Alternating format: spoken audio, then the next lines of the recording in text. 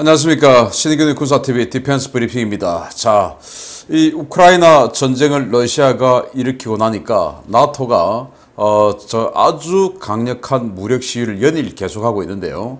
제가 어제는 이 나토의 전투기들이 북쪽에서부터 남쪽까지 100대를 전진 배치시켰다라는 소식을 알려드렸는데, 지금 러시아의 앞마당이라고 할 수 있는 북극해 인근에서 나토가 대규모 군사훈련, 해군 군사훈련을 하고 있습니다. 이러니까 이제 러시아가 이러다가 가만두지 않는다, 큰일 날 수 있다 라고 지금 협박을 하는데 어떤 상황인지 보겠고요. 그리고 영국이 우크라이나에게 이 야전 방공 시스템을 제공합니다. 그동안 이 전투무기, 공격무기 이런 것들이 많이 들어갔지만 이 야전 방공 무기가 어쩌면 가장 효율적인 또 강력한 그런 무기가 되지 않을까라는 생각이 드는데, 영국이 큰 맘 먹은 것 같습니다. 이거 가면 러시아 큰일 났네요. 특히 헬기들 큰일 났는데 어떤 무기인지 보겠습니다. 최근 스칸디나비아 등 북유럽과 북극권 일대에서 연합훈련을 강화하고 있는 나토에게 러시아가 무력 충돌 가능성을 경고하고 나섰습니다. 북극을 사실상 자신들의 앞마당으로 생각하고 있던 러시아는 나토가 더 이상 북진할 경우에 군사적 충돌이 발생할 수 있다고 위협하기 시작했습니다. 최근 북대서양 조약기구가 회원국 이외의 북유럽 국가들까지 참가시켜 고위도 지역에서 고강도 군사훈련을 실시하고 있으며, 나토의 이러한 행위는 러시아의 우려와 우발적 충돌로 이어질 수 있다고 니콜라이 코르추노프 러시아 외무부 주임 대사가 현지 시각 4월 19일 경고했습니다. 코르추코프 대사는 나토의 이 같은 행동은 안보 위험 말고도 취약한 북극 생태계에 심각한 피해를 줄 수 있다라는 점을 알아야 한다라며, 나토는 안보적으로나 환경적으로나 문제를 일으킬 수 있는 고위도 지역의 군사훈련을 삼가야 한다라고 요구했습니다. 그는 최근 나토는 스칸디나비아 일대에서 콜드 리스판스 2022 훈련을 실시한 데 이어서 아이슬란드와 북극해 일대에서 노선 바이킹 2022 훈련까지 실시했는데, 여기에는 비동맹국인 스웨덴과 핀란드도 참가했다라며, 우리 시각에서 이는 러시아가 일관되게 옹호하는 북극의 안보와 상호 신뢰에 결코 도움이 되지 않는다라고 밝혔습니다. 그는 나토가 지금과 같이 팽창하며 북극으로 활동 영역을 넓혀간다면 이곳에서 의도치 않은 우발적 충돌이 발생할 수 있음을 알아야 한다라며, 러시아는 이런 점에 대단히 큰 우려를 갖고 있다라고 경고했습니다. 이는 러시아 전략원잠의 주요 활동 무대인 북극권에 미국과 나토의 군사력이 들어오는 것에 대한 러시아의 불편한 심기를 보여주는 것인데요. 최근 전투기 100대를 러시아 접경지역에 배치했다고 발표한 것에 대해서 북극권에서도 러시아를 압박해 들어가는 나토, 세계 최대의 핵무기 보유국이자 독재자가 지배하는 위험한 나라가 어떻게 반응할지 걱정됩니다. 러시아 외무장관이 아직 핵무기를 사용할 단계는 아니다. 아직 핵무기를 사용할 단계가 아니다. 그 말은 핵무기 사용할 단계가 있다라는 말 아니겠습니까? 이런 엄청난 말을 쏟아내고 있는 상황에 나토도 그보다 더 강한 무력 압박을 하고 있습니다. 자, 보시다시피 이 군함은 독일 해군의 방공 구축함인 작센급이에요. 그리고 그 뒤에 보이는 항공모함 같이 생긴 저거는 미국의 와스프급 강습 상륙함 키어사지 함인데, 보시다시피 해리어 수직 이착륙 전투기가 지금 이착함을 하고 있고, 그리고 여기 오스프리 뭐 이런 헬기들이 잔뜩 지금 주기되어 있는 모습을 볼 수 있는데요. 이렇게 나토 국가들이 아이슬란드를 넘어 노르웨이 북쪽 끝을 돌아가면 그게 바로 이제 무르만스크, 러시아의 북방 함대가 있는 것이고, 그 러시아의 북방 함대는 러시아의 전략 핵 잠수함들의 본거지죠. 그래서 그 무르만스크에서 밖으로 나와서 북극에서 이제 알래스카를 넘어 캐나다를 넘어 미국으로 핵미사일 쏘는, 이게 냉전시대 때 러시아의 핵전력 아니겠습니까?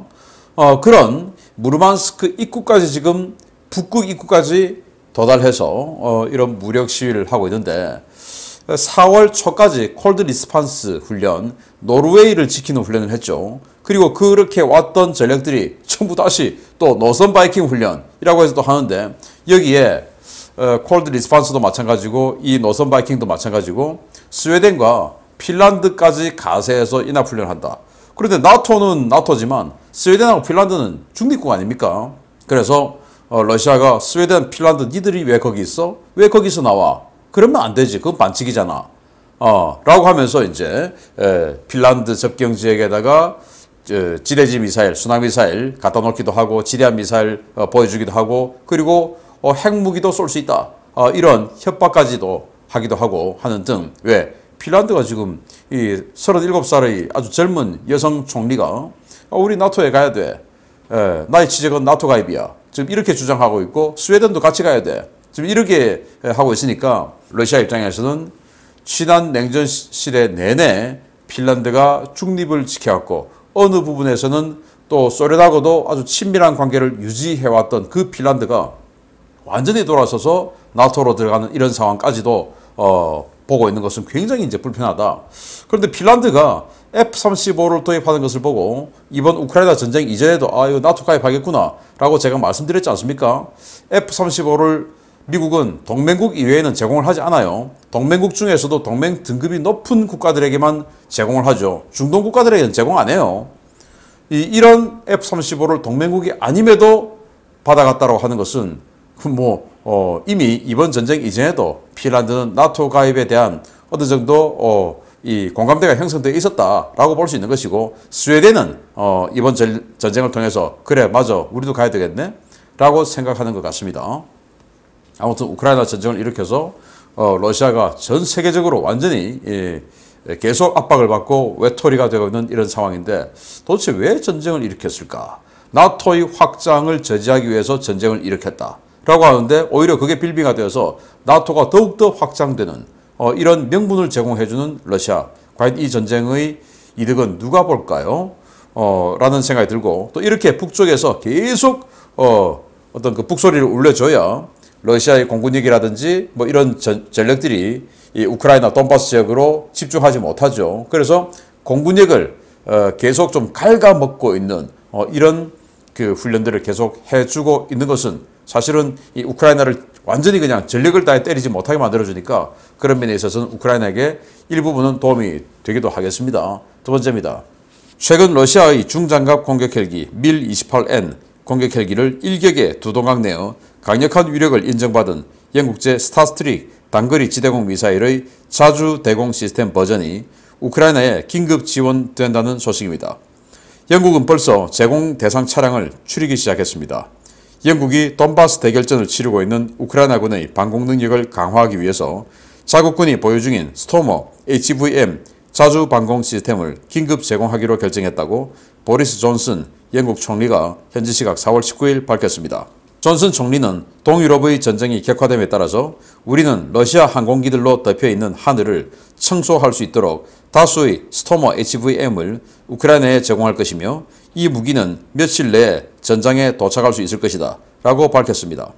스토머 HVM은 12.7톤급 장갑차인 스토머에다가 스타스트릭 HVM 즉 하이 벨로서티 미슬 발사기를 장착한 자주 방공 시스템인데요. 이 시스템은 자동화된 스타스트릭 8연장 발사기를 장갑차와 결합한 것으로 승무원이 장갑화된 차체 안에서 표적을 조준하고 공격할 수 있는 이동식 방공 시스템입니다. 이 시스템은 보병이 견착하지 않는 방식이어서 순간 반응 속도가 보병 휴대용보다 획기적으로 강화됐는데요. 최대 7km의 거리에서 마하 3의 고속미사일로 빠르게 목표물을 처리할 수 있어서 우크라이나군의 야전 방공 능력을 획기적으로 개선시켜줄 것으로 기대를 모으고 있습니다. 이와 관련해 데일리 메일은 이번 스토머 HVM 기증은 서방 동맹국이 지금까지 우크라이나에 제공했던 무기 중에 단연 최고다라고 극찬했는데요. 과연 스토머 HVM이 돈바스 전장에서 얼마나 활약할 수 있을지 한번 지켜봐야 하겠습니다.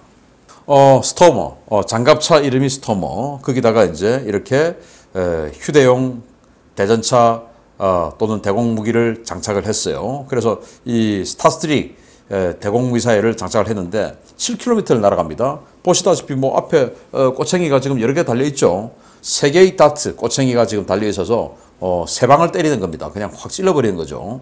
그러다 보니까 지난번에 밀-28N 호벅 어마어마하게 강한 장갑을 가지고 있다라고 러시아는 선전하고 있는데 그거 완전히 일격에 꼬리를 잘라버렸지 않습니까? 그런 모습을 우리가 볼 수 있었습니다.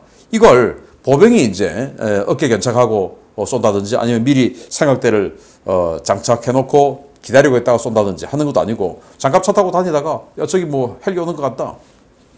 해서 조준하고 쏘니까 아주 빠르게 할 수 있고, 또 이 스타스트릭이 스팅어보다 한 1.5배 빨라요. 마하 3. 스팅어는 마하 2 정도 되죠. 그래서 마하 3 정도 되니까 이 전투기가 아주 빠르게 기동해도 잡을 수가 있고, 그리고 7km의 사거리를 가지고 있으니까 지금 러시아의 공격 헬기들의 행태를 보면 이 멀리서 아주 장거리 대전차 미사일을 쏜다든지 이게 아니고 주로 가까이 와서 로켓탄 쏘고 하기 때문에 7km면 뭐 아주 넉넉하게 잡을 수가 있죠.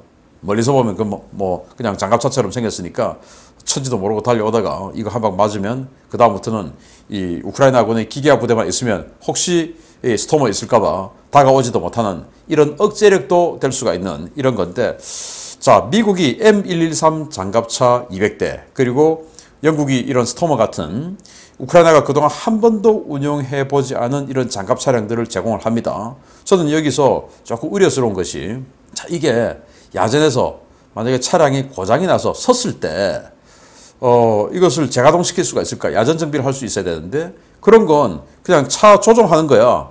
뭐 여러분들도 저도 이거 타서 한두 시간 교육받으면 차 조종은 얼마든지 할 수 있지 않겠습니까? 문제는 이걸 정비할 수 있냐? 이제 이건데, 이 영국인들이 이 정비사가 이 어마어마하게 어목한 이 야전에 따라가서 정비해 줄 리는 없고, 미국인들도 마찬가지고, 그러면 이제 이게 일회용 아닌가라는 그런 안타까운 생각도 듭니다. 일회용이든 말든 어쨌든 많은 무기들이 가서 러시아로부터 침략받고 있는 이 우크라이나가 생존하는데 기여하기를 바라고, 기왕 주기로 한 거 좀 빨리 줬으면 어땠을까. 영국은 이걸 총 130대를 생산했다고 해요. 어떤 기록에 따르면 현재 현역에 배치되어 있는 것은 67대. 그러니까 한 60세대 정도는 치장 물자로 어떻게 치장되어 있던지 이러지 않겠습니까? 그런 예비형 물자를 아마 빼서 주지 않겠나라고 생각하는데, 하루빨리 돈바스 지역에서 이 스타스트릭 지대공 미사일을 장착한 이 장갑차를 다량으로 보기를 바랍니다. 그리고 그 전과도 빨리 나오기를 바랍니다. 마치겠습니다. 감사합니다.